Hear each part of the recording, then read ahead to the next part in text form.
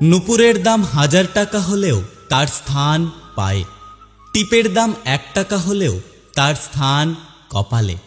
ইতিহাস সাক্ষী আছে লবণে কখনো পোকা ধরেনি, কিন্তু মিষ্টিতে প্রতিদিনই ধরে, এমনকি পিঁপড়েরাও ছাড়ে না।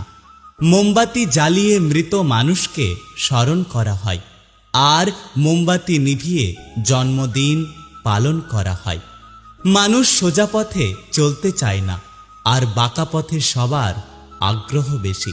এই জন্য মদ বিক্রেতাকে কারোর কাছে যেতে হয় না, আর দুধ বিক্রেতা মানুষের দুয়ারে দুয়ারে ঘোরে। আমরা দুধ বিক্রেতাকে সবসময় বলি দুধে জল মেশাননি তো, অথচ আমরা মদে নিজেরাই জল মিশিয়ে খাই। একটা গাছ থেকে লক্ষাধিক দেশলাই খাঁটি হতে পারে, কিন্তু একটা দেশলাই খাঁটি লক্ষাধিক গাছকে জ্বালিয়ে দিতে পারে। যখন বন্যা হয় তখন মাছেরা পিঁপড়েদের খায়, আর যখন জল শুকিয়ে যায় তখন ওই পিঁপড়েরাই মাছেদের খায়। সুতরাং সময় এবং পরিস্থিতি যে কোনো সময় বদলাতে পারে।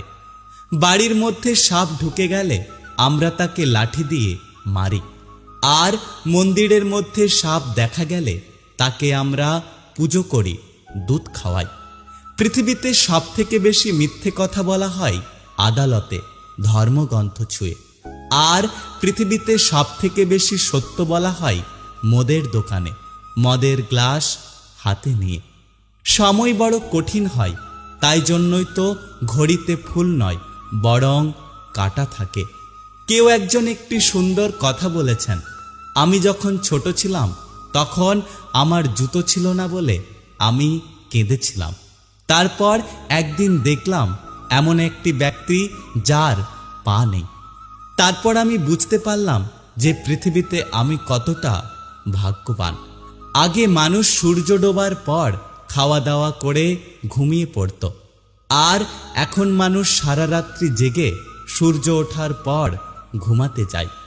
আজ পর্যন্ত মানুষকে এতটুকুই চিনলাম, জানোয়ার বললে রেগে যায়, অথচ বাঘের বাচ্চা বললে খুশি হয়।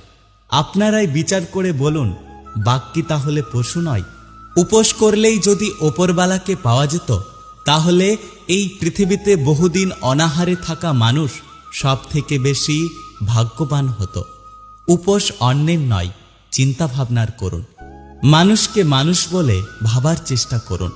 মানুষের সাথে পশুর মতো ব্যবহার করবেন না। নিজের মধ্যে কখনো অহংকার আসতে দেবেন না। ওপরবালার উপরে ভরসা রাখুন।